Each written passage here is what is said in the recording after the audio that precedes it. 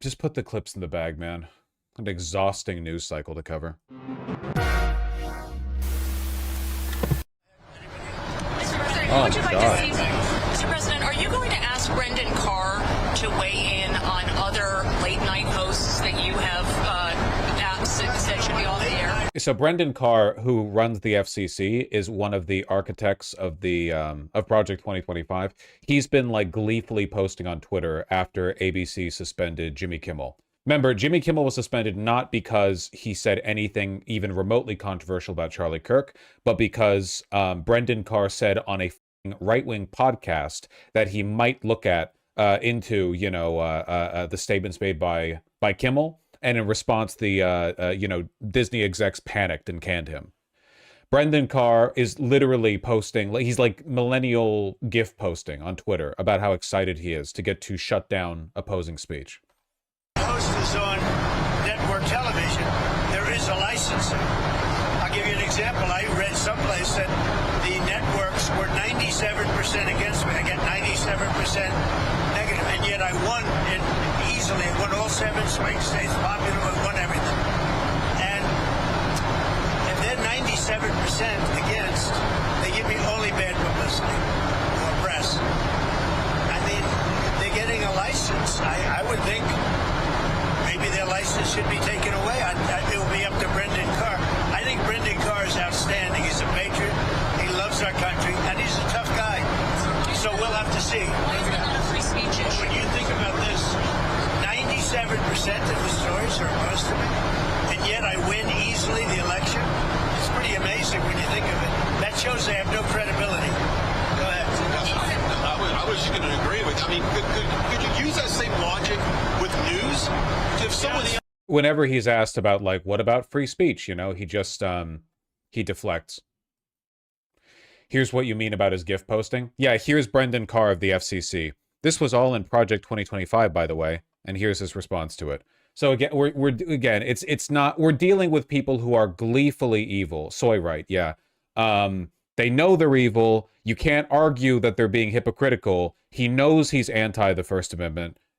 There's no, he's not confused about what he's doing here. They're acting like this because, as far as they're concerned, they don't have to win another election. I think the past week is pretty much like the commitment here. They're not concerned about elections in the future. They don't expect consequences for this.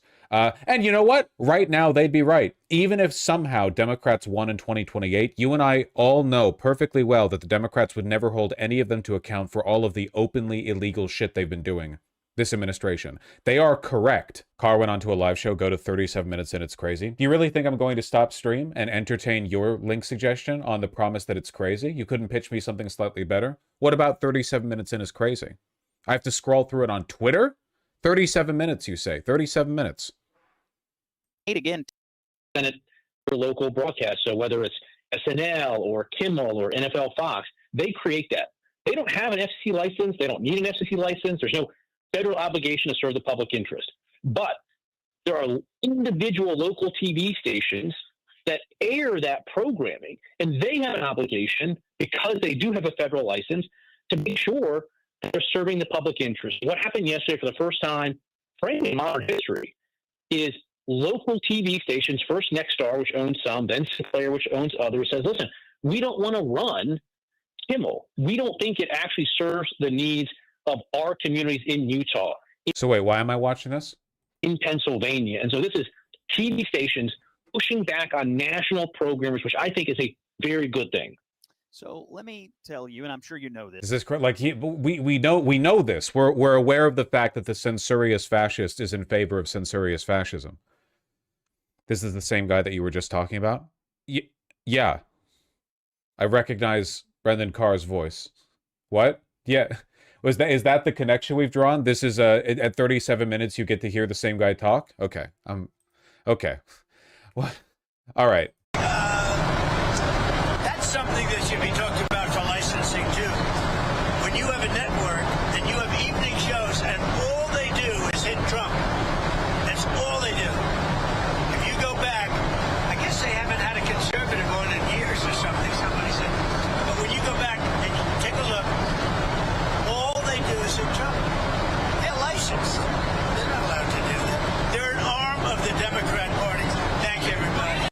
That's crazy. Interesting that Ted Cruz criticized the decision. It doesn't matter. Ted Cruz is in favor of everything evil this administration does. If he ever speaks against it in any capacity, it's because he's hoping he gets his shot at being president as a more moderate leader after there's blowback against Trump. Don't believe any of them.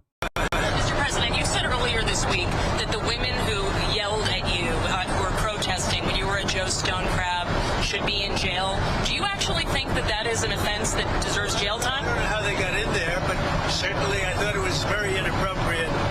And they said things that were very, and it was a question of when you take a look at the way they acted, the way they behaved. Yeah, I think they were a threat. You think that Yep. Yeah, okay, yep. I would say so. Yep. deserves You jail? agree with it? I think they're a nasty organization. But you think they deserve ahead. jail? Well, I don't know. What's your congressman? Mr. President, you said earlier this week Oh man. Will nobody rid us of these meddling liberals? Yeah, we're reaching like King with his thumb outstretched in whatever direction. FCC chair puts The View under spotlight after Kimmel pressure. If they cancel The View, there will be like a wave of wine mom terrorism across the country. Jesus Christ. The View? In a podcast appearance, Brendan Carr said the daytime show could be subject to the FCC's equal time rule. Oh yeah. Damn, ABC. It seems like capitulating to the dictator isn't actually buying you any good favor. Oh, you just at a whim, because the chair of the FCC just mentioned Jimmy Kimmel on a podcast. You took off Kimmel, and now immediately, literally 2 days later, he's like, I think I'll take The View to a delectable additional censorship. Jesus Christ. Isn't the time rule not even related to politics? These guys are trying to find anything to justify BS. Well, yeah, of course, obviously. Not like they give a shit why these rules are meant to be put in place. I think censorship of The View would actually be more politically damaging than Jimmy Kimmel. The View is like really popular. They might also be perceived as more of an illegitimate target because Jimmy Kimmel is like, in the eyes of many Americans, like, you know, not edgy, but like comedians are easier targets, I think, than a bunch of drunk women on half stools. I don't know. Late night talk show hosts, it takes shots a little more easily, I think. Why are late night talk shows such a thing in the United States? Honestly, I don't really know. I don't know why culturally they took off so much in the United States. They are very American. They're a very American thing. What was I saying? Oh, yeah. It's over. The First Amendment is over. It's over. That's the main thing that I was saying. They are going to they're going to try and take down every single every single like everything the FCC controls. They're going to try to knock it down. But again, I have to remind you guys, it's really important to remember this. This is like 50% Trump and 50% ABC. Because, again, they lose all of their court cases. This just happened today. A federal judge is thrown out, not even ruled against, thrown out Donald Trump's $15 billion lawsuit against the New York Times. When corporations take the administration to court, the corporations win because the administration violates the law nonstop. It just doesn't matter if you're violating the law unless somebody sues you. If you're engaging in a civilly illegal conduct, somebody needs to sue you for it to matter. But the ABC network so far has only capitulated. So, you know, have fun capitulating to dictators. I'm sure it'll win you big in the long term. You know, we definitely never learned any of these lessons from Germany. ABC, always be capitulating. That's true. Somebody powerful enough to matter specifically? Nope. Anyone can file a lawsuit. If you are a victimized party by the Trump administration, you can file a lawsuit. In this case, it would be ABC, but like there are plenty of people, there are lots of ongoing lawsuits running against the administration, and they tend to win. Dumb question, what's the point of suing them if they can always go to the cucked SCOTUS ATP? Because they can't. SCOTUS only takes on so many cases, and SCOTUS can't have every single losing battle the administration fights pitched to them. It's not possible. They can't always go. It also delegitimizes them if they are there litigating every minor dispute Trump has. That is true. It would do a lot to delegitimize the administration if, like, it felt like every bad thing they did had to go all the way up to SCOTUS, you know? Should the liberal SCOTUS judges vote down gay marriage to make Americans mad enough to care about getting rid of the Republicans? Unironically, I wonder if that would work. Accelerationism. That would be a huge accelerationist dub.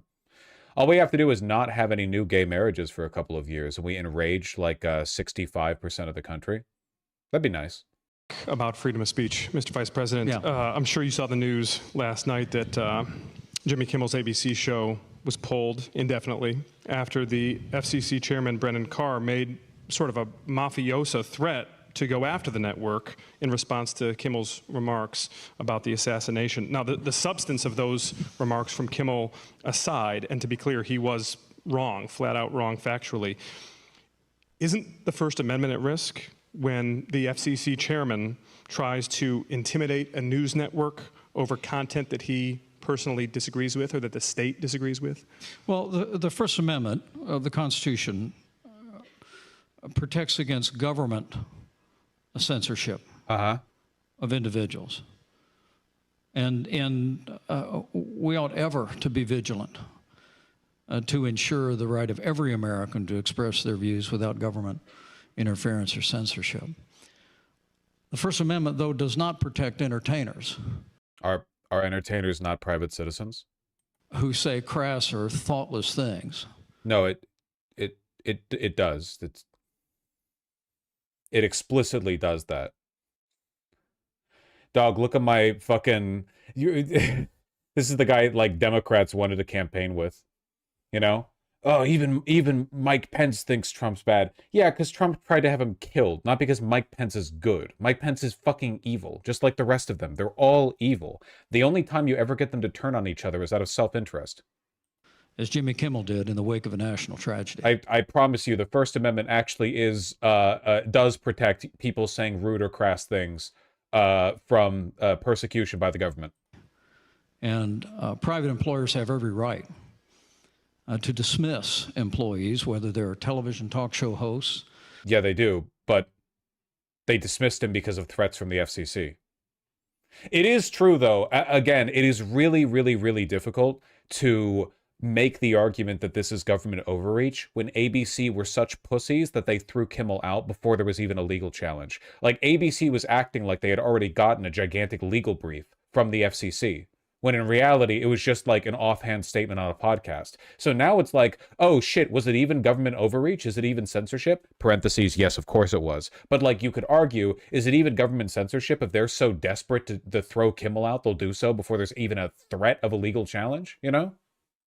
Or otherwise, if they violate the standards of that company. Now, I would have preferred that the chairman of the FCC had not weighed in. That's the... But I respect the right.